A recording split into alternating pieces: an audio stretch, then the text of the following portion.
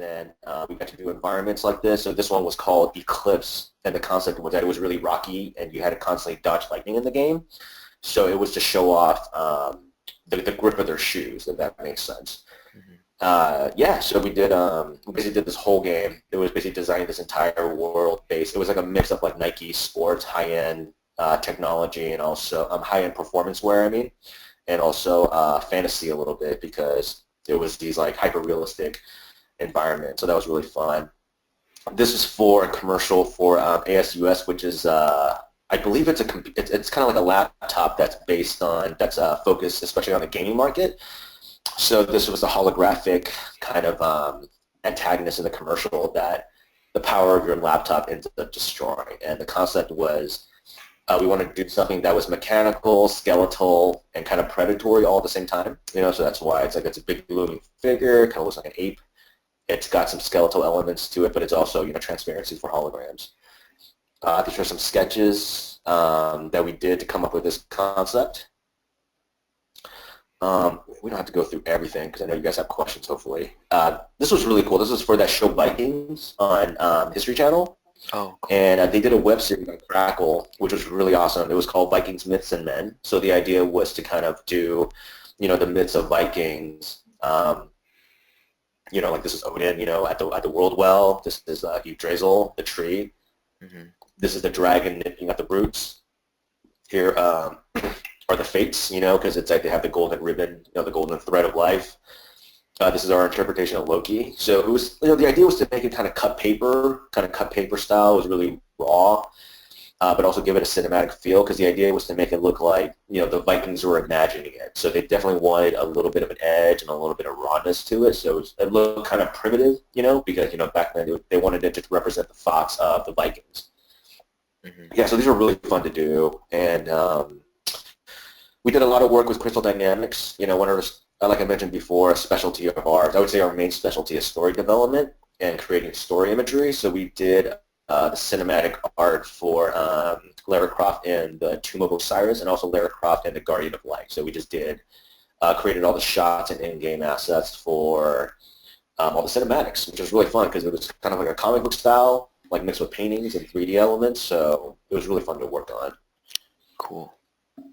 I think for some trading cards. This is for another commercial. I think it was for a processor, and it was there was a battle going on between like this orc-like character and like a very beautiful female mage, and then halfway through the processor kind of like stops because it runs out of power, and then and then the processor, their advertising comes on, and it's like the characters roar back to life. So it was pretty fun. Yeah, it was pretty funny. Yeah, this one was for an internal project because, in addition to doing professional work, we're always doing kind of internal, like, original projects because I think it's always good to keep yourself challenged and just try new things. But then the more interesting stuff is, like, a lot of this stuff. This is something I just did because I thought it was interesting. I love puppets. I'm of Taiwanese origin, so I love Asian art, So I just wanted to create this stuff. The concept was, like, I wanted to do a series that was, like, Ridley Scott plus puppets. And I just made it. And then this actually led to the Vikings job. I got featured in a few design annuals. It's won a couple of awards. And it's probably the thing that people come to us the most for. It's kind of become a signature calling card. So, yeah, I always encourage people to make their own original work because you just really never know what could happen from it. And it actually led to this project. These pieces are from a book we did in 2013. The concept was career reinvention. I had hit a certain point in my career where my friends and I, you're just ready for a change. We're like all 5 to 8 years in at the time, into our careers. And we wanted to just try something different. So I just went around and asked everybody. I was like, do you have a project that you want to do but you're not doing? And, of course, everybody does. So I just made them a deal. I was like, if you can get this work to me in 6 months, we'll put a book together and we'll go to a Comic-Con in 2013, and we'll get a table and we'll sell the book. We'll put it together. We'll do a Kickstarter, and let's just see what happens. We should just do it for ourselves, And everybody came through. We did the book. It funded on Kickstarter. We made Comic-Con, and yeah, a lot came from this. We got some really amazing clients from this, and just like new relationships. I got to do a TED Talk for high school students because they saw Kickstarter. It was bizarre. On the last day of Comic-Con, this guy was like, "You're the guy from the Kickstarter." I was like, "I am the guy from the Kickstarter." He's like, would you like to do a TED Talk for high school kids? I'm like, sure, that sounds awesome because I love TED Talks and I always like working with students. So it's just random, and it's like it's led to a lot of different opportunities. So I'm always like I said, I'm a huge proponent of continue to do your own work even once you start working for clients. So yeah, there's some really killer art from some friends and colleagues in here. So that's a little overview of the work. So if you have any questions, I guess we can get started. Sounds good. We have 2 questions from Garth. So the first question, he's asking, do you hire in-house illustrators for this work, or do you hire out freelance talent? I like the diversity of art styles, especially the work for Vikings. That's a good question. Thanks, Garth. We don't hire in-house that much. I really would like to work with talent from all over the U.S. and also the world. So we hire a lot of contractors and freelancers. So the diversity of the art styles, yeah, it's kind of funny. Our focus is story. It's mainly just story. You see, there's not too many character designs. There's no vehicles. There's nothing like that. But within the realm of story, within that narrow focus of story, we do have a wide variety of like looks and styles. So, and then your second question, is it how much time one, Jonathan? Yeah, let me, the second question is how much time, oh yeah, it's all good. How much time did you spend developing your own personal projects before stirring more of an impact in the art and storytelling industry? Good question. How much time did we spend on this? I think the puppet thing was like about a year. I just kind of picked at it. It was like, there wasn't really even a goal. I was just kind of obsessed with it.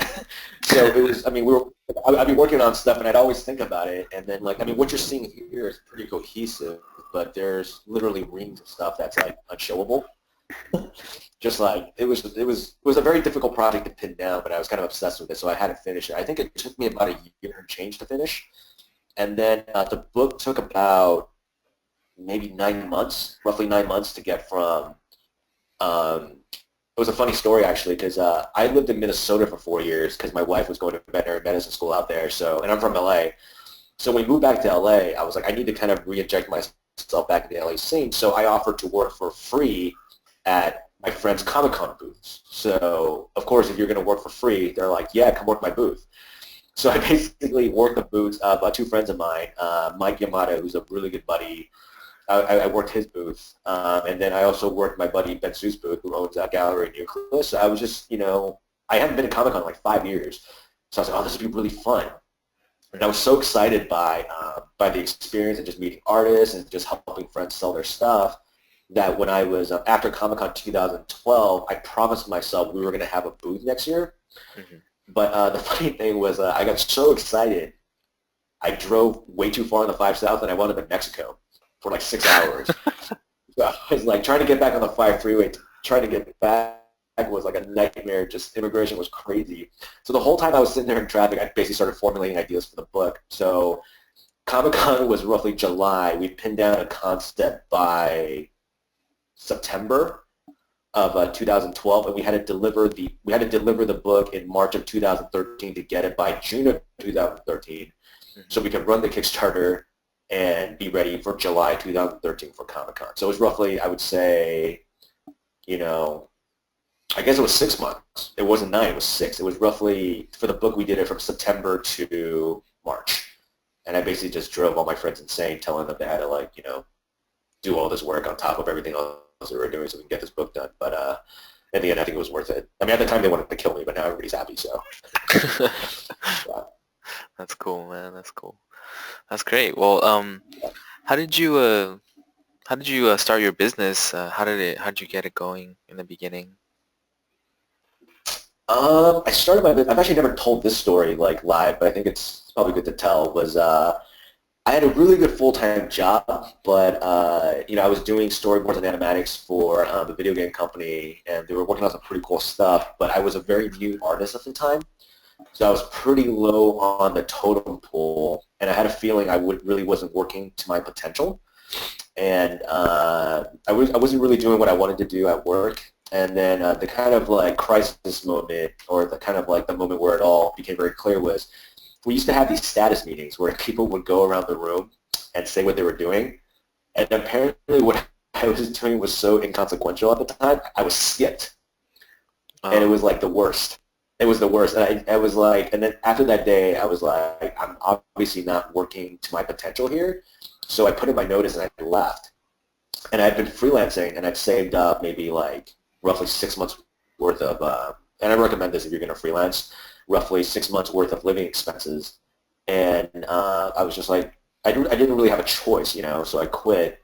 And then I didn't really have something totally lined up, but I was like, I got to just get out of here, and I got to just make myself really desperate, and kind of like so desperate you're willing to just go nuts and just work really hard and just take huge risks and chances. So I just left. And then the clock started running. I was draining my savings, and I had freelance keeping me afloat. But then a job came along. I pitched them on the idea of myself running a studio, and they believed me. Thank God. And then we were off and running. I got one contract, and then I got another, and then we were kind of just off and running. But the thing where it started from was yeah, I just didn't feel like I was working to my potential, and that was very hard for me to swallow. So I just put myself in a position where I was either going to run completely out of money or just make this work. So that's kind of how it all started. very cool. Interesting. Cool. What projects are you working on now? We just finished working with Honda, actually, which was great. It was under a new model, because before we did mainly production, which is the client has ideas, and then you kind of just execute them, which I would say is a large part of the industry. But I wanted to do more of the creative. So, and by creative, I mean just help to come up with the ideas. So we had worked with Honda early last year on a pretty cool project, but there was an agency, Okay. So then, but then, and then there was another agency involved. But then, like, we worked with them this time, and then we got to do more of the creatives. So we just finished projects with them. Always working on commercials, and now we're starting to help develop TV shows as well, like animated TV shows. That's very awesome. Cool. Yeah, I really enjoyed the style too. The 2D kind of puppet look. It's very cool. Mhm. Would you say that Yeah. helped you, is helping you in the current animation projects that you're working on? Yeah, I mean, it's eye catching. People always stop and like they always stop and ask about it, which is nice. And then so the Vikings thing was a good example. Was they really liked the client really liked the look of the Asian puppet project, Hmm. and they were just basically can you do like a Viking version of this? And we were like, sure, absolutely, that'd be really fun. Hmm. And you kind of just go from there. But I think it's always good to do your own personal stuff, because you just don't really know what it could lead to. Mm, right. That's awesome. Cool. Um, we have another question from Garth. What do you mean by preferring good, in quotes, storytellers as well as artists? Are you interested in seeing artists' personal projects that showcase their own original stories, or do you like to see work they've done for clients? I, you know what? I would like to see a little bit of both, because I think as artists, yeah, I want to just clarify. As artists, I think we're all storytellers, but the thing that we focused on the most is like story development and just story art. So it's like we don't do too much character designs, because I think there's people who do it way better because they love it more. Like I like it, but I don't love it. I enjoy it, but I just don't think that's like a peak skill. Hmm. Of ours, I would say. So then we focus a lot on story, which is more like writing and just storyboarding and keyframe art. And in terms of artists, I do like to see artists who can work within the framework of a project, because you're going to need to follow direction. There's going to be a brief. There's going to just be a direction. And it's like some artists are amazing at doing their own thing, but they can't really adapt to a production, and that's going to be a problem, I guess, at least for the way we work. But, I do like to see their own personal stuff, just to see what they're into, because it could spark something else. You know what I Hmm. mean? So I guess to answer your question, I like to see a little bit of both. Cool. Very cool. Yeah. Let's see. I freelance myself, so I'm really curious. What would you say is the number one mistake that artists or freelancers make that hurt themselves? I would say, I think the number one mistake is not communicating your value clearly to your audience. Because I think a lot of artists, and I was definitely guilty of this when I was starting out, was like you kind of just make stuff and you put it up and you kind of just like hope, you know, Hmm. which is for some people it works. There's always going to be those artists that just have the right look. You know, they just have the right look, they have the right skill set, and things just kind of work out. Hmm. And that's usually the template people like to follow because it seems very natural, and you know, artists all like to be natural, which is great. But what we've done is really, I'm more of a strategist by nature, so I kind of like to know what I'm targeting, and I want to know like how to position myself and my business for absolute maximum returns and in the most optimal way and in the most efficient way. So for example, like, you know, when we started, we kind of just fell into it, but our specialty was storyboards and animatics, right? Hmm. And it wasn't something we communicated that clearly, but we just kind of did it, right? And then we were successful, and I was really happy, but I didn't really know why we were successful. I was just happy there were clients and work was rolling in. But then, you know, we started diversifying too much, and our message got muddied, right? So you're always communicating, even when you're communicating poorly. And it got a little too muddy. It got a little bit too diversified, and we didn't really have a specialty or identity anymore. And it was good at first, but then it really hurt us. So then I basically had to gut, like, say a third to 40% of the business and just cut out all the other stuff that wasn't really story art Hmm. and just start, you know, rebranding and kind of like packaging ourselves as like we do story art and we're one of the best at it. You know what I mean? And like once you have that label on you, people understand, you know, because you're always in work like, you know, art's great, but you're not being paid to do art. You're being paid to solve problems. You're being paid to fill a need, you know, and it's a problem people have is like, you know, we have these ideas, but we don't know how to develop the story and we don't know how to visualize it. So that's the problem that we solve, right? So then once you start communicating, if you look on our site, magnusrex.com, it just says creative agency that specializes in story development. So right away, I'm just communicating this is kind of like what our main thing is. And if you look at all the art we have up there, it's mainly story art. There's no character designs, there's no vehicles, there's no guns, there's no props, there's none of that stuff. Right.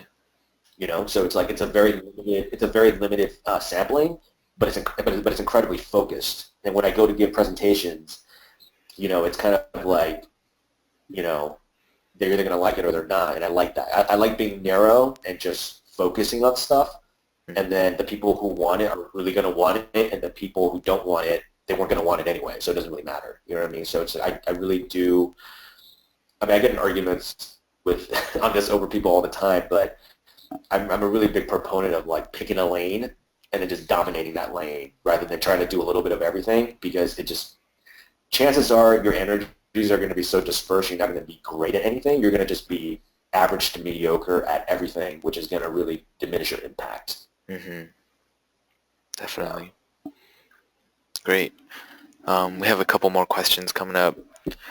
This is coming from Jewel Flux. I hope I pronounced that correctly. That's an interesting name. How do you get a special illustration style for a client or project? Let me read this. Joe Flux, I would like to ask, how do you get a special? I guess there's two ways. We're pretty versatile in terms of style. So like, I don't have a natural style. Like when I was doing tons of illustration, I was kind of like a chameleon. That was kind of my thing. So I would just kind of like figure out what the client wanted, you know, because I think half your job in this business is like therapy and mind reading to figure out what the client wants. And once you figure out what the client wants, you can kind of design a style for them, I would say, for a project. So that's one way to do it, where you kind of come up with a style for a client. The other kind is if you do have a native stroke or like a native hand, as I like to call it, and that's just kind of your style and it's very evident in your portfolio, and this goes along with what I said earlier about focusing. If you do have a very focused style of yourself, clients will just come to you for that, which is kind of, I would say, a better place to be because then it's, you know, the rules of engagement are very, very clear, right? Because you're just like, well, I do this style and I kind of only do this style. And if you're coming to me, you're kind of just getting the style and I'm not going to be doing tons of changes. Because then you're kind of in the realm of like you're just being paid to be you.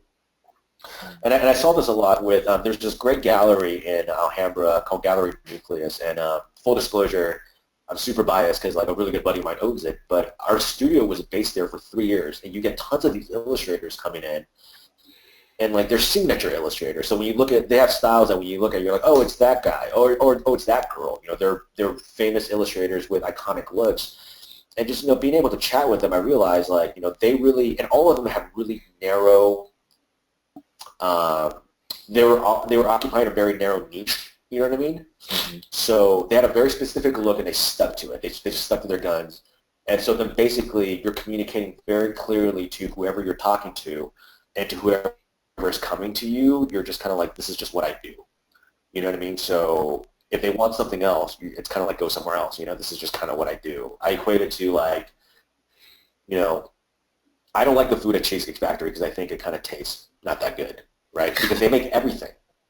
They make like Asian food, they make this food, they make that food. How can you be good at everything? It doesn't make any sense. But the one thing they are above mediocre at is cheesecake, because it's called the Cheesecake Factory. You know what I mean? So like when I want sushi, I don't go to a place that makes everything. I go to like a sushi joint, or I go to, if I want, you kind of know what I mean? I tend to go, the way I pick things, I go after specialists. So I think it's the same way when clients pick you.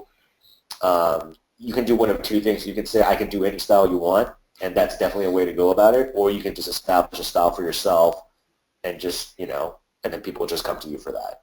Mm-hmm. Does that answer your question, Jules? Joel? We will see. Okay. But yeah, that's we'll yes. yes. They said yes, thanks. Okay. Yeah, definitely. And then, yeah, well, let's get into your class. We have a question about your class. What's the course that you're going to be teaching on CGMA all about? Garth is interested in developing his own style, personal branding as an artist further. So if you could touch on that, that would be great. Sure. Personal branding, it's kind of, we called it this because I just couldn't think of another name. Really, but it's basically a class that's going to help you position yourself for the best possible opportunities, because we all have these things we do in our rooms, and we love making art, but sometimes the distance between doing the thing you love and actually getting paid for it and making a living from it, it can be a chasm. And I remember how hard it was when I started. I was talking to Jonathan earlier. It's like there's always going to be those artists that seem to just come out of the box like ready-made, but I obviously was not one of those artists. And it's like I had to build my skill set and kind of like be really strategic about how to be successful and how to survive. So that's really what I want to be teaching the class. So the class is going to be broken into 3 parts. There's going to be strategy, production, and distribution. During strategy, we're going to be just going over successful brands in business and also the entertainment arts. But I like talking about things that are successful outside of the arts, because I think it helps give people perspective. Because inside the arts, we all have the artists we love, and it's like it can get a little too close, and I like looking at like, what's a successful soft drink, why are they successful, and kind of just figure out strategies that people took to be successful, especially when you're trying to enter the same space, because most of you are going to be entering a space where there's already a ton of people there, and the number one question is, how do you stand out in a sea of people who all want to do the same thing as you, right? How do you do that? And it's something I really want to like get into. And then so it's going to be some research, and then during the research phase, I'm going to be asking all of the students for what are you into, what do you want to do, and just based off that, I can formulate the next step, which is you're going to be coming up with a strategy for yourself, like a strategy brief. You should be thinking of yourself as a studio. You should be thinking of yourself as a corporation and as a business. And I like doing that because it makes it less personal. So you're not that less personal is good. I'm just saying less personal, so you're not so emotionally like fogged by it. It gives you some distance and it gives you some perspective. You can look at yourself a little clearly, hopefully. So you'll be coming up with a strategy for yourself, and then during the production phase, we'll be coming up with. You'll be doing work based on your strategy. So if you want to do, and the strategy's got to be focused. I'm not going to let anybody off the hook. So if you want to do film design, I'm going to kind of make you pick, like what genre do you want to specialize in? What do you imagine your role in a production being? And then so I'm going to ask you all these questions, and you're going to come up with a really specific answer. So when we get to production, you can focus 2 to 3 weeks on just one killer piece based on that strategy. And then during distribution, we're going to be talking about effective websites, different ways to, I guess, promote yourself through the web, through marketing, and also through trade shows. And in the last week, I definitely want to go over the business of design. I'm comfortable, telling you guys about salaries because I think you should know, because I think you really shouldn't be going in blind. And I don't know why this stuff isn't out there, but it's not. So I'll be giving you a range of what you can expect, I guess, in terms of compensation ranges. I want to go over different freelancing models, like, how do you make a living freelancing? Like, what does that look like? You know what I mean? There's like, how do you structure your clients and how do you structure your projects so you can actually survive? I definitely want to go over that. And the last class will end with the overall concept for the class, which is how to have a creative life, which I think is what we're all trying to do here. It's not just about getting a job, because I don't think that's that hard. I think it's about having a life that's creative and that's fulfilling, both creatively, personally, and financially. And so I would say the class is really about figuring out what the value you have is, and how to communicate that clearly to the right audience, if that makes any sense. Mm-hmm. Yeah, that makes sense. Yeah. Yeah, that's great, man. Because like we were talking about earlier in school, and it's hard to get this kind of exposure to this kind of information. It's either you just kind of learn on your own and fail and have a hard time, or go and take your class. Right. Yeah, that's cool. But yeah, do you have any other work you would like to show? Unfortunately, everything else is kind of on NDA right now, so I can't really show it.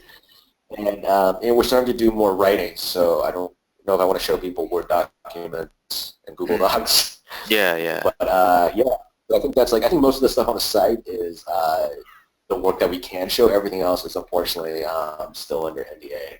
Gotcha. Cool. That being said, are you able to discuss like how workflow works in your studio, or maybe the pipeline, how you guys manage projects with, like you're saying, you're starting to have writers now and other artists?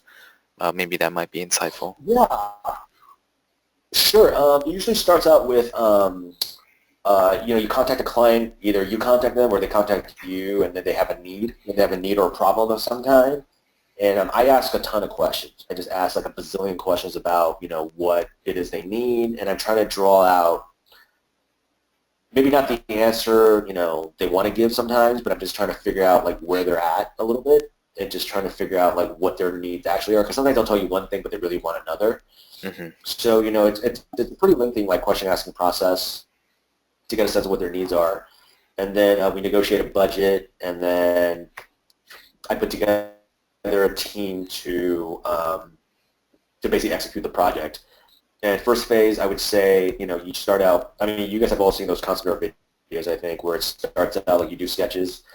So we do, I think the first round for the latest projects where it's more story-based, you kind of just give, I'll give up a document of possible story beats, and then just some loose sketches to kind of get the thing started, just to kind of get it started. And then once we start locking things down, you have to along the way, you kind of have to be, really firm with your clients. You have to let them know, you made a decision, right? Because once you make this decision, we're not going to go back. Or it's going to be more money, right? Because otherwise you get this thing, it's called scope creep, where they just keep on adding more and more stuff, and you keep on going back and forth, and it's like a mess, you know what I mean? So we just start, and at every phase I try to make sure everybody's on the same page. So there's like a sketching exploration phase, which is you try a little bit of everything, and then I normally like to group concepts into 3 categories: something that I really want to do, something that's basically exactly what they asked for, and then something kind of in the middle, and then once in a while I'll just throw in like a left field thing, to see something that I know won't be picked but will generate conversation that I think could be interesting. Mm-hmm. And so you do that in the very beginning, you explore a bunch of stuff, and then eventually you come to a rough direction, and then you can kind of tighten it down to more of a refinement phase, and then from refinement you just work towards the final. It's a very general way of going about it, but that's roughly how every project goes. Mm. And then there's and it's like there's projects that are just production, which we're really trying to stop doing, which is they have the ideas worked out already, and you're kind of just there to execute, which is fine. But we're definitely trying to do more of the creative, where you're involved from the very very early steps. So I think that's kind of stuff is just more interesting to work on, and it's a lot more fulfilling. So yeah. Interesting. Cool. We have a question from Ulo Wayomi. Hopefully, sorry if I butchered your name. They're going to be a part of your class this year, and they would like to know if there will be a quick review on portfolios, since it plays a major role in self-branding. Absolutely. Week one, just anybody who's in the class is just going to send me their portfolio, and I'm going to start looking at it. I'm going to look at it and get a sense for where you're at, where your strengths are, where your weaknesses are. I have a questionnaire for all of you. I just want to know what you want to get into and kind of what your interests are. And I'm going to definitely, like I said, I'm going to really force you to be specific. But I want to look at your portfolios really early on so I can think about it. So we don't start production until I think the middle of the term, but I want to be thinking about it a lot, while we're doing the strategy, so I can get a sense of where you're headed. You know what I mean? Does that make sense? Yes. He said, awesome, thank you. Cool. No problem. Very cool. Yeah. Awesome, man. If there's any more questions, please feel free to ask. If not, I have a question for you, Derek. When you said you approach clients, how does that work? Because usually I've never done that. I've always had clients approach me. How are you able to approach a client for work? How does that work? Yeah, I did a lot of this early on when I was, like I said, when I was insanely desperate and just nuts. But yeah, it's just cold call. Cold calling is it's tough. It's not the best way to do it, but sometimes it's all you got. And I would say do your research. So here I'll give you an example. I think the best example is when we did publicity for our Kickstarter, right? So everybody wants their thing published, featured on these media outlets, right? CNN, Good, Kotaku, Imagine Effects. We know all the stuff. But the key with pitching is most people pitch, and when they go, they always think about how's it good for me? Mm. And generally, no one cares what's good for you. They care about what's good for them. You know what I mean? So the way to kind of position yourself and the way to kind of phrase it is, I have a project or I have this work. I see you do X, Y, Z. I think I can help you do X, Y, Z really well. Mm. Right? So when people pitch me, it's so I'm in the weird position where it's I pitch for work and people pitch me for work. So it's I get paychecks, I sign paychecks. So I'm kind of in this weird position where I see both sides of it. And the most successful ones, the people I hire, are people who come to me and just go, hey, I've seen you do these kinds of projects. I also have this kind of work. I think I can help you. You know what I mean? Right away, I'm oh, that's really interesting. You've obviously done your research. I do need people who do this. Thanks for, taking the time to look. And then I look at their work, and sometimes they can help us, and sometimes they can't. But I do like the fact they do a little bit of research. So, for example, when we pitched all these different media outlets for the Kickstarter, and we got on some really major outlets. So, but you have to see what their focuses are.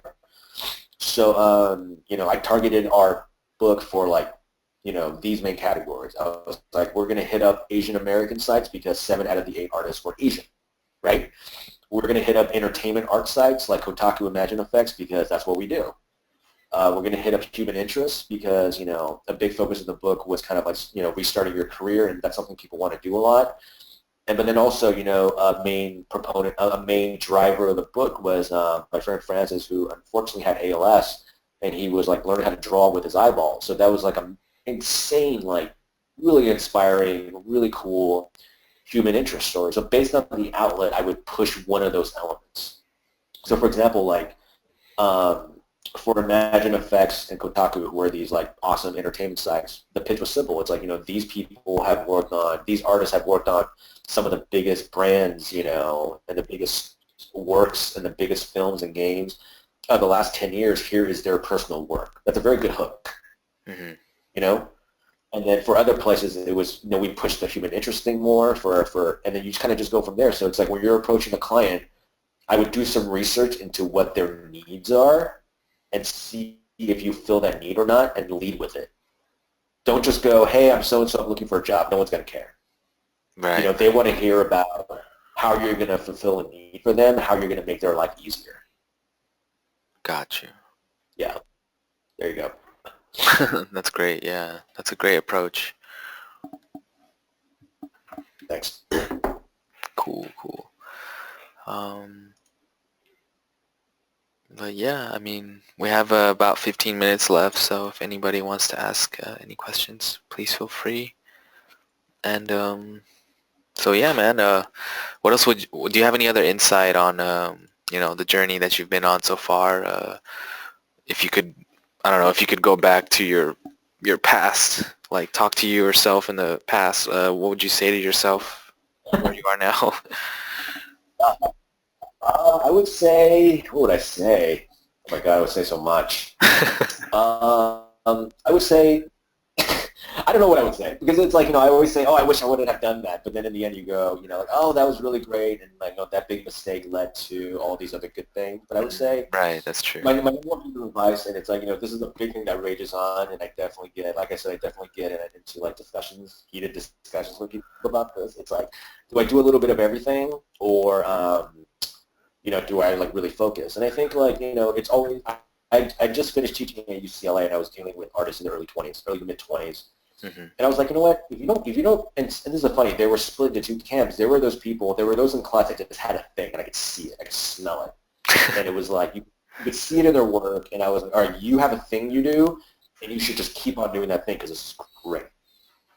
And then you had a different camp that was like, they didn't know what they were good at yet, and they were just kind of like exploring and trying stuff. And I think like that's good too. So I think it's good to explore, but eventually you can explore forever. And I think that's definitely like a thing you can do. But I'm just saying, to make a living, at some point it's going to be important to establish yourself as being extremely competent at something because, because the way I always try to explain it is like, this is how hiring is done, okay? And this is something I want to go over in the class too. It's like, someone has a need, and they need a person to fill it, right?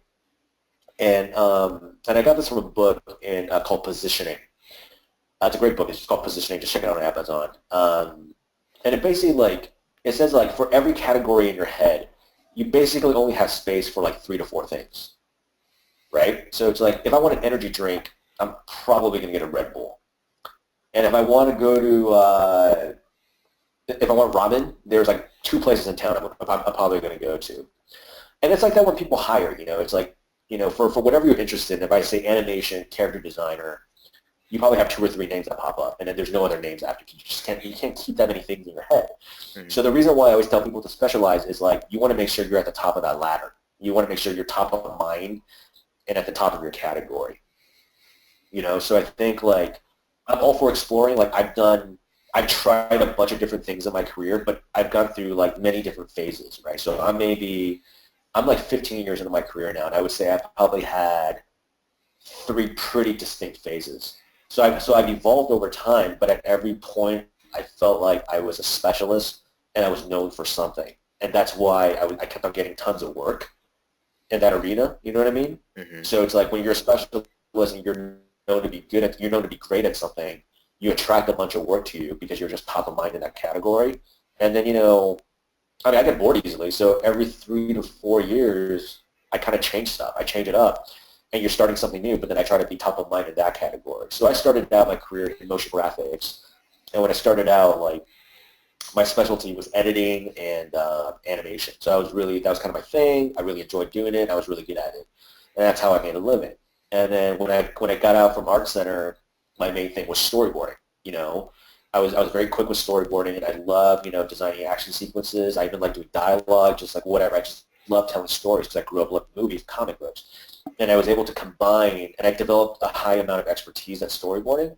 So I combined storyboarding with motion graphics, and then I created these animatics. Right. So it's like, those are just specialties. So I specialized in one thing for a few years, and I specialized in something else for a few years. and then eventually I was able to combine them. And by that point, I had maybe like 10 years of experience, so that was really good. And then, and then now I'm in like my third or fourth phase, which is basically I own a business, and it's like I'm learning how to produce. I'm learning how to, be a better writer, be a better creative, and that's going to be another thing. You know what I mean? So it's good to evolve, but I mean, you're always going to evolve because it's like, you're just naturally. I think creatives are going to evolve, but I would say for every phase you're in, I would focus on one main thing. And there's this great thing I heard. It's like I think I heard on another seminar. I forgot what it was, but do you want to push like one marble, a few miles, or do you want to push like 30 marbles a few feet? Something like that, right? Because like if you're trying to do everything at the same time, there's just not enough time in the day. And unless you're one of those super talented, like super freaks, I call them, and there are those people. They're amazing. You're just like, oh my God, you're good at everything. Unless you're one of those, there's just not enough time to get good enough at something to stand out above everybody else doing it to, frankly, make a living. You know what I mean? So, I think if I could give, this is something I learned over time, but I definitely preach on focusing and having a specialty. It doesn't mean you can't do anything else. It just means realistically, for you to get picked out of a crowd, you're probably going to have to focus on one thing to get good enough at it to break past all the noise in that crowd.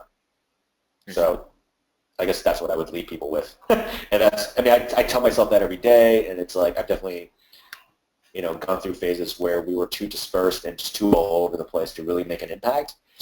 But I'm a big fan of focusing and kind of committing and picking a lane. Mm-hmm. That's very insightful, man. Thanks. We have a question from Dylan Fuentes. He says, Happy New Year. Your puppet style is very amazing. I like that a lot. But like you said, you have to have a style. How can you achieve that? Thanks, Dylan. I don't know if I said you have to have a style. I think you can go one or two ways. You can be someone who's really versatile and come up with whatever style the client wants, which is definitely an approach. Or you can be somebody who just has a native way of creating art, and you just stick with that. I think the way we've gone is, me personally, I can do a lot of different styles, but I've chosen to kind of just stick with that one. So it's like, so it's kind of saying, I have a full toolbox, but I'm only choosing to use this tool right now. Does that make sense? And I think in terms of, but in terms of like designing a style for yourself or achieving a style, I think it's a mix between like doing what comes natural and just like, looking at stuff you love. Because it's like I love graphic looking things. I love puppets. I love the stuff from that project came about through like, I love, Ridley Scott movies, how epic they look, there's amazing shots, like depth and all the stuff going on. But I also love, the ornate textures of like, handcrafted puppets, from Asia. But I also love things like, graphic cartoons like Samurai Jack, so it was kind of like a big mosh pit. And I was just looking at all these different things, and I was doing studies, and I was experimenting, and eventually that was a style that came out. You know what I mean? So it's a mix between stuff you just love naturally from your guts, and basically like a mix of that and kind of like just, I guess, whatever style you can achieve, Does that make sense, Dylan? Yes, he says yes, thank you. Yeah. Yeah, I could see the Samurai Jack influence. Yeah, man. Yeah, it's Love great. it. I was actually just watching that show the other day, and it's so good, man. Awesome. Yeah. So good. I'm so glad it's coming back. I'm like, oh, it's going to be so Yeah, good. exactly. Yeah. Looking forward to it. Right. It's cool. But I mean, a really quick thing, follow up on Dylan's question is that it just depends. It's like, I've definitely chosen a certain path, but I have friends that are just super crazy versatile, and they're like chameleons, so they can switch style from project to project, and a lot of them are in advertising because I think it's very hard to, and they're full-time at a motion graphics company, so if you're full-time at a motion graphics company, you're going to be asked to do a ton of different styles, right? There's going to be an ad for Call of Duty, so that's going to be really gritty, and that's going to be really, probably gritty and really just like kind of like yeah, gritty. It's going to be gritty, and then you're going to do an ad for Target that's going to be not gritty. It's probably going to want to be friendly. You know what I mean? And then maybe you do an ad for Microsoft, and that's going to be really slick. So you're going to have to adapt and do a bunch of different styles, right? So that's one way to build a career, and then so your selling point is breadth. It's like, you know, in terms of breadth, not your breadth. I mean, like BREADTH. It's like your width, kind of your bandwidth. So you're selling that, and I think that's definitely one way to go about it. You know, that's a good path to being an art director or a creative director at like an ad agency or kind of like a motion graphics company or even like a game studio that does a lot of different styles. So that could be a way to go. Or it could be someone who, like, you know, we definitely went down that route. We did tons of stuff. But we've kind of chosen another route, which is kind of like we just kind of do these things now. So it's like I'm purposely choosing not to use every tool I have. I'm just going to use like these 3 colors. You know what I mean? Because that's all I really need and that's all I really want to do. So it's that's one way to do it. Or another way is kind of like, I know artists that kind of just draw one style. They actually can't do any other styles. They don't want to do any other styles, and they kind of just live and die by that one style. And if it sells, it's great, you know, because it's like it's super focused. It's what you love to do. It's very natural, and if there's an audience for it, it's like fantastic, you know. So, yeah, It's awesome. Very cool. hopefully that makes sense. Yeah, makes sense. Yeah. Cool. For this project, was it like the one that we're seeing on screen right now? Was this like a Chinese kind of mythology theme, or? I'm just curious because Yeah, I really like this image that you have up. Oh, thanks. Yeah, I mean the influences were definitely like very like Eastern, you know, like Mongolian, you know, Chinese tapestries, Chinese paintings, and then Indonesian puppets. It was like that kind of stuff. I was just really looking at it. Mm-hmm. But then in terms of the shots, you know, the characters, I was trying to create like different archetypes. You know, like, you know, this represents evil. This represents strength. You know, these characters are maybe the cops of this world. And it was like very broad. It was kind of vague when I started, but I was like, I just want to see these archetypes, and I just came up with situations in this fictional world that didn't really exist yet. You know what I mean? I just tried to come up with, I want to see these guys charging off to like help people. You know, this is like some huge confrontation. Maybe this dude here had climbed up a mountain just to fight this guy. Mm-hmm. You know, they could be anything. You know, this guy was obviously about to die probably because he's surrounded. And it's like I just came up with different moments, and I wrote these little blurbs, and I was like, what would that look like in this style? And I did a bunch of little sketches, and then once I locked down the style, and I started with the characters because I'm like, well, if I can do a character, I can probably, you know, put them in scenes. So I just locked down the characters first, and I started just, you know, posing these guys in scenes, which was really fun because like these are all in, I literally made puppets in Photoshop. Like all of these are jointed in Photoshop, and I had all these little like, it was a nightmare. It was like I don't know if I do this again. It was just insane. Like these are all like the layers were insane. These were like 3 gigabytes. They were just gigantic. Ooh. So, like, you know, yeah, and all these are just little pieces. They're all separate. So I basically would just take these guys and like pose them. I would literally pose them. I would go, oh, you know, here's an anchor point. I'm gonna move his leg this way. Oh, it doesn't look right. Maybe I'll move it that way. And it was just like it was a nightmare. It was just so many layers. It was crazy. Wow. That's cool. Yeah, I mean, it wasn't efficient, but it was really fun to do. Wow. Cool. Well, we have one last question from Jewel. If Sure. you're starting your own brand, how will you be able to start conquering new clients? How will be the best way to get a chance to work with them? Thanks. Man, I don't know where you put things. Conquering new clients. Yeah, I mean, like, yeah, conquering clients. I've never conquered a client. I wish, but it's like, it's crazy. I think the best way to, again, I think this is like you can do it one or two ways, right? If you're starting your own, you know, you're trying to get started and kind of establish your name out there, you can look at what the clients are doing already, you know, and just seeing kind of like, you know, this studio does this kind of thing, right? So it's like a good example is a lot of people in my UCLA class, they wanted to work at like DreamWorks and Nickelodeon, you know, or they wanted to work on a certain type of TV show. My advice was pretty simple. It was like, well, check out what they're doing and do something like it because one of my favorite shows in the last year was Gravity Falls, right? So it's like hilarious show. I get the feeling people from Steven Universe probably worked on that show, and it's like they all work in these little cliques. So it's like figure out what that look is, do something kind of like it, and just approach those people, and then they're going to feel like you're part of their tribe, and you go from there. It's like, for us to get the Nike job, I showed a lot of, I think I showed this stuff. I showed this stuff. It was like super slick, really realistic, a lot of depth, a lot of color and stuff. So I was like, okay, well, we can do this. We can easily replace these guys with people in Nike outfits. You know what I mean? So that's one way to do it, which is check out target clients specifically, figure out what it is they want, and just do something for them. Or you can do the other thing, which is like, the other way is kind of like you bet on yourself. It's like, I like to do this, and this is all I'm going to do. And you're kind of just like, you're kind of placing a bet on yourself that, well, if this is good, and I hope it's good, people are going to want it. So I'll give you an example. Like, when we went to Honda to pitch them, I showed Nike stuff. Because Nike, to me, is kind of like Honda. They're both really high-end, they're both shiny, and they're both high performance, right? I knew, Honda's going to want something like clean. They're going to want something like friendly. They're going to want something that's like high-end and performance looking. So I targeted them with this kind of work. Okay? So that's something, I basically looked at what they wanted, what I thought they wanted, and I made something custom for them, right?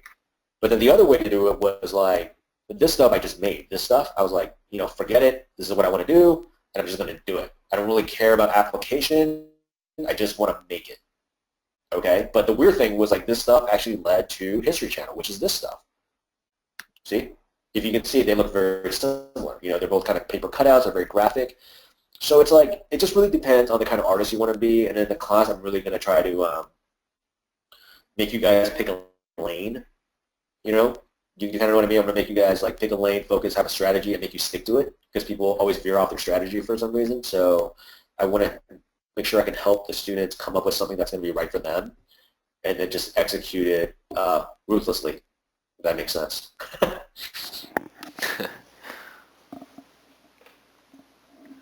Yeah. Did I answer your question, Jewel?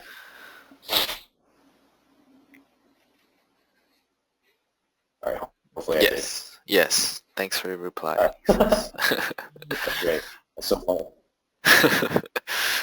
Great, man. Yeah, it's been very insightful, everything that you've said so far. It's 1 o'clock right now, so is there any closing statements you would like to say before we end this webinar?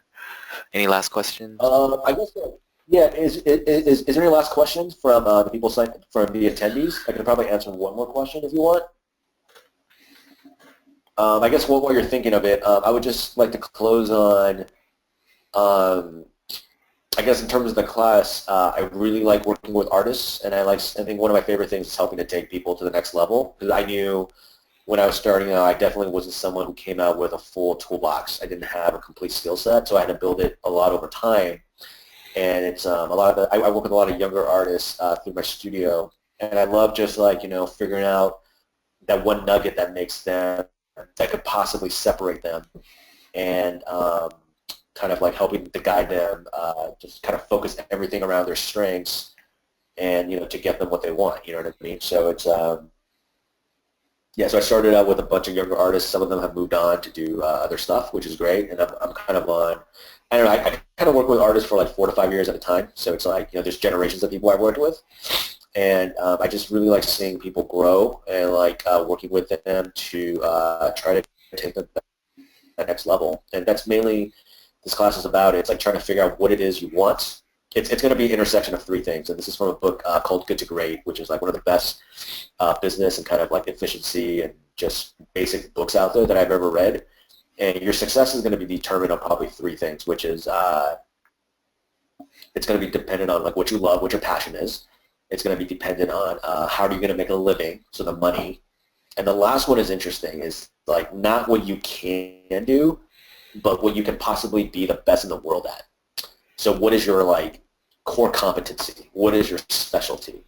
And it's going to be the intersection of those 3 things that's going to really determine your level of success.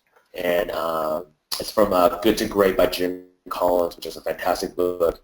And a lot of the class, and I think all the artists I know that are successful basically have found the intersection of those three circles. And it's like, it's taken me a while, but I think, I've definitely like found an intersection of all the things I love, what I feel like I'm great at, and what I feel like, not what I feel, but what I know I can make money doing, because I think you need all three.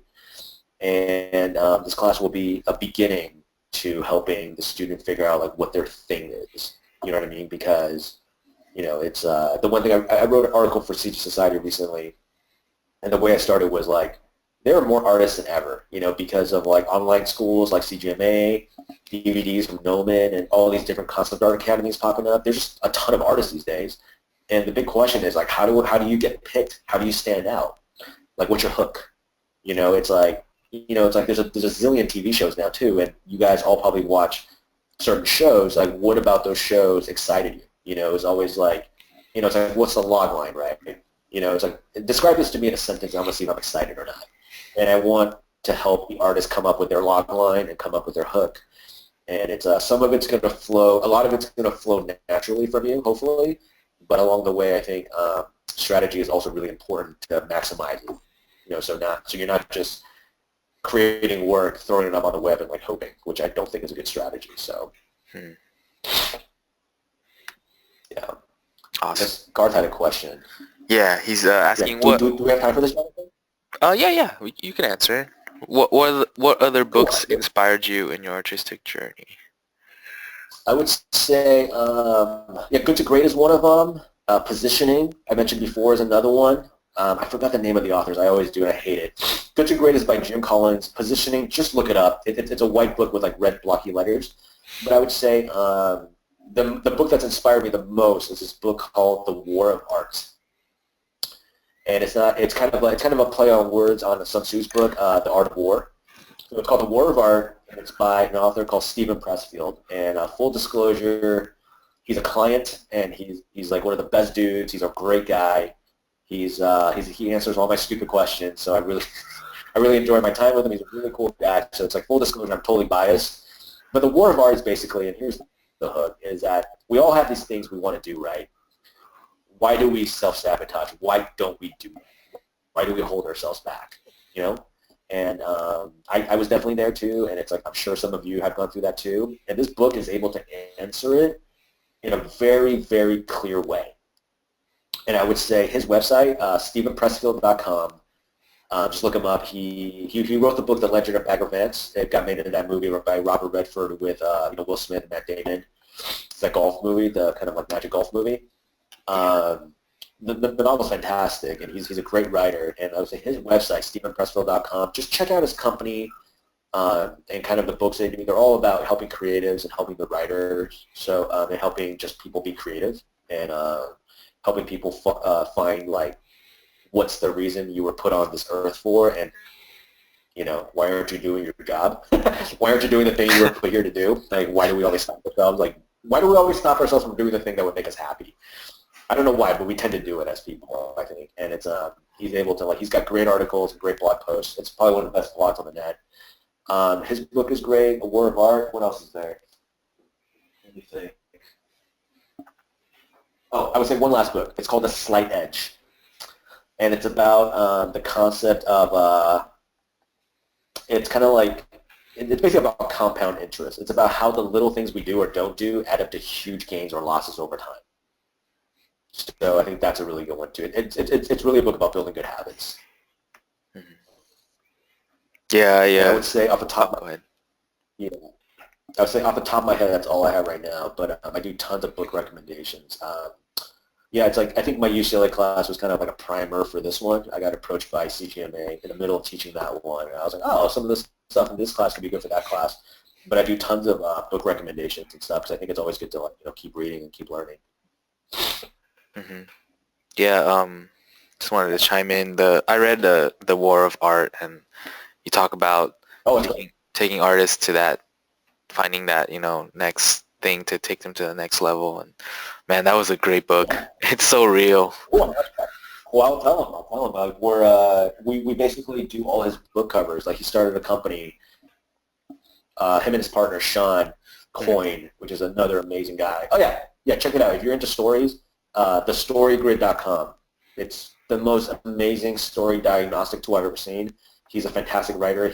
He was an editor for like 20 years, 25 years in the major Big Five publishing, and this is all his experience. He can just, that guy is a story surgeon. You know how when you go, why didn't you like that movie? And you just go, oh, I just didn't like it. He can actually tell you why it's bad or why it's good. He can break it down into like, you know how those, like those teachers can break down like your composition is not working because of X, Y, Z, the value's off, the color's off, or whatever. Like very few people can do that with storytelling. He can do it like nobody I've ever seen. And he has a great podcast. You can link to it from his page at storygrid.com. But yeah, Sean and Steve are great. I'm very lucky to work with them over the last 3 years now. And here's the thing. I was saying like, you should always be doing your own stuff. Here's the thing. I mentioned his book, The War of Art, in our Kickstarter blog because when you do a Kickstarter, you can write a blog. So the idea was like, this book was about creative reinvention. I'm just going to give out book recommendations in the blog for the Kickstarter. I recommended The War of Art. Somehow his publicist saw it and was like, dude, we love this project. We would like to give you free books to, give out in your Kickstarter. I was like, well, I can't really do that because, for a Kickstarter, everything, in the campaign has to be stuff you do that we create ourselves. But I was like, well, we're going to Comic-Con, so if you want to send me books, I'll give it to people at Comic-Con. I'll advertise for you at Comic-Con. And she was like, great. So she sent us a box. I was like, oh, my God, this is great. And then, talking to people at Comic-Con about creative reinvention, there's tons of artists there. So when I heard a story I liked and I thought they really benefit from it, I would just give them a copy of the book. But the caveat was, like, I wanted to take a picture of them with the book so I could give it to Steve and his people. So, like, it was really funny. So I took all these pictures. We gave out all the books. People loved it. And, like, we took pictures of people with the books. And we gave it to, Steve's publicist and Steve and those guys. And they actually ended up doing a blog post about it, which was really fun. So you just never know the people you meet, when you're doing your own thing. So it's like, like to mention, I think Jules' question earlier, there are times I definitely target clients with something very specific. And there's times like I just do something that I love and I don't really care what comes of it. So I'll give you an example. Like, I mentioned earlier, we're getting more into original content and storytelling. So, I want to get into TV writing because I love TV and I love episodics and I want to get into that realm. So in the beginning, like we've done a ton of art for TV, but we've never done any written any episodes. So the package that I'm going out with is I did a spec script for Star Wars Rebels, which is one of my favorite animations on the air right now. So if you do a spec for Star Wars Rebels, it shows I can work within this sandbox of Star Wars, right? It's got specific things you need to hit for it to be Star Wars Rebels. But then, I also developed an original TV concept that shows, like, what I can do in terms of just, like, total freedom. So hopefully with those two things, you can show people, like, well, they can work in a sandbox, but they can also kind of, like, take the ball and run with it. So those are the kind of portfolios I like to see. To answer a couple of questions from earlier, but, yeah, to answer Garth's question about books, like, I think, yeah, like, Pressfield's definitely a huge influence, and I, like, love his stuff, and I think it's one of the best things online for creatives to read. That's awesome. Oh, the other book, his buddy Sean, it's called The Story Grid. The Story Grid. Okay, cool, got it. Yeah, and I believe the site is either thestorygrid.com or storygrid.com, but just kind of like just Google it and you'll find it. It's an awesome book. Yeah. And again, I'm totally biased, but I don't care. It's really good stuff. Awesome. Well, man, that was great. Very insightful. Thank you guys all for showing up, and I wish you guys a happy new year. And yeah, that's it. Cool. Alrighty. Thank you guys. Have a great day. Thank you so much, Derek. That was great. You got it. Thanks. Alrighty. Take care, everybody. Bye-bye. All right. Bye-bye.